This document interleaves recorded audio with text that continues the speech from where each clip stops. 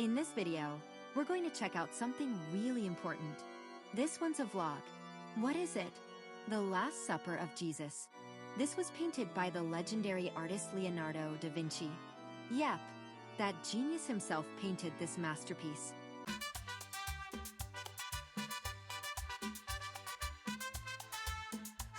Hello everyone, greetings. Welcome to our channel, Madurai Couple in USA. English. The Last Supper of Jesus. This is inside a dining hall. He went into that room and painted it directly on the wall. It looks absolutely heavenly. If anyone goes inside and tries to use flash photography, they won't allow it. Because if you use flash, the light can damage the painting and fade the colors. That's why it's strictly not allowed. When you look at the painting, it almost feels alive, like it's flowing with life. It's like a living philosophy. You really have to see it to feel it. That's it. All 12 disciples are there. Each one a detailed, full-length figure. The Last Supper of Jesus. In this painting, Jesus is speaking. What is he saying? He says that one of the 12 disciples is going to betray him. And the moment he says that, the expressions on all their faces change. It's captured so beautifully. Leonardo da Vinci has painted this scene so perfectly. The instant that line is spoken, everyone's reaction shifts, and it's amazing to watch. It's such a beautiful painting. This same Leonardo da Vinci is also the one who painted the Mona Lisa. He's from Italy and is world famous. A true genius. In this video, my husband will explain this painting very clearly. You'll understand it really well. The story behind it is incredible. When you hear it, you'll honestly be shocked. It almost makes you forget everything else. When we left that place, we were all just standing there in complete silence. It was that powerful. You should really watch this video. Our guide explained it beautifully. I recorded it. When you look at the painting from the side, you'll notice something. There's no one in the center blocking the view. It's very clear and straightforward. Jesus is right in the center. You can clearly see him.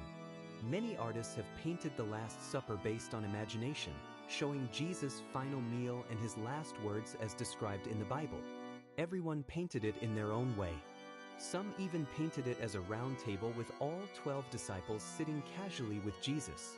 But those paintings don't feel alive. Think about it.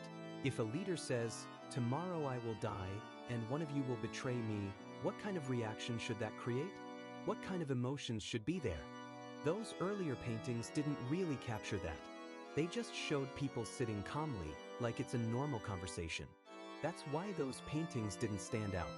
But Leonardo da Vinci's version became world famous because it truly captured that moment. He wasn't just a painter, he was a scientist, an engineer, and a multi-talented genius. That's why his painting stands out from all the others.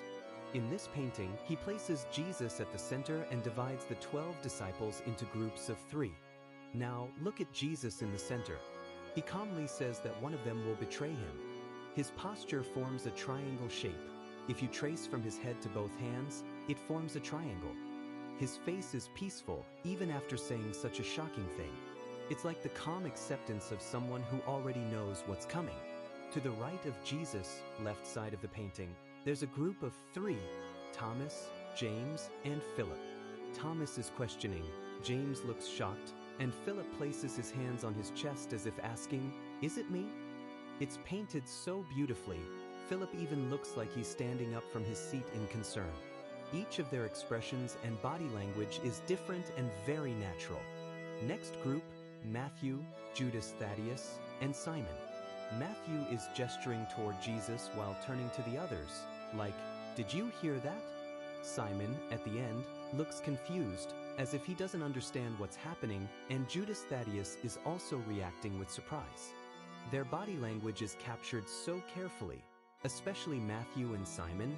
It's incredibly detailed. No other artist has captured the emotional intensity of that moment like this. That's why this painting became world famous. On the other side of Jesus, there's another group of 3, James, Andrew, and one more disciple. Andrew has both hands raised like, "No way, not me." The others are leaning forward, looking at Jesus with concern. Their expressions and posture are painted so naturally, It really feels alive. Finally, the last group, Judas, Peter, and John. Everyone knows Judas is the one who will betray Jesus. If you look closely, Judas is painted slightly lower than the others, almost like he's shrinking or hiding.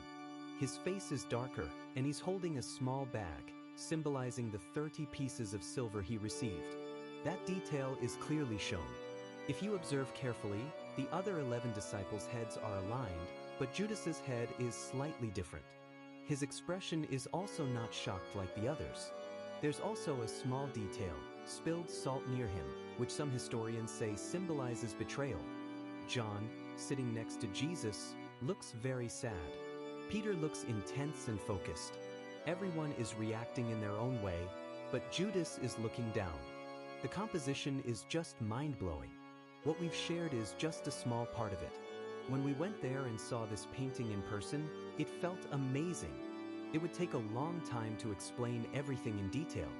I had seen this painting many times before. I studied in a Catholic school, so I've seen it at school and at friends' homes. But I never understood it this deeply. Only when we saw it there in person did the painting truly come alive for us. This is a mural, painted directly on the wall using a dry technique. It's in a dining hall, that's where it was originally painted. This painting is around 500 years old. Even today, it still exists. Over time, it got slightly damaged due to environmental factors, so they did restoration work about 30 years ago. When you enter that hall, the feeling is just something else, hard to explain. When we saw it directly, my wife and I just stood there quietly, completely lost in the moment. After a while, they asked us to move out in small groups. Later, our guide explained the history, the restoration, and many details about the painting. We heard everything, and it's something we will never forget in our lives. So interesting. His mouth in this way. It's just I don't know. Yes. Right. Yes, Exactly as we do. This is the point. Leonardo, I could say, control. He's able to know how our muscles, our face, our eyes, our body act depending on the difference. I told you, this Last Supper was disruptive, changed completely the story of the art. I can show you this other Last Supper painted 10 years before by a giant Italian painter, Domenico Ghirlandaio, that painted it in a convent, in a refectory, similar situation. Today it's a museum, the Museum of San Marco in Florence. For sure Leonardo knew it, but it was how the Last Supper were painted by the majority of the painters. And so immediately you can see we have the apostles seated as single people, right? They are not, we have single people, quite still, no interaction, no groups of people that are actually. When we went to Milan and saw this painting, that moment stayed with us forever. Thank you so much for watching this video till now. I've explained as much as I could. We've also included a small portion of our guide's explanation for you. We hope you liked this video. We absolutely loved it. The story is amazing. You may have heard it before, but probably not like this. So thank you so much for watching and enjoying this with us. If you liked this video, please like, share, and subscribe to our channel, Madurai Couple in USA, English. Thank you. Thanks a lot.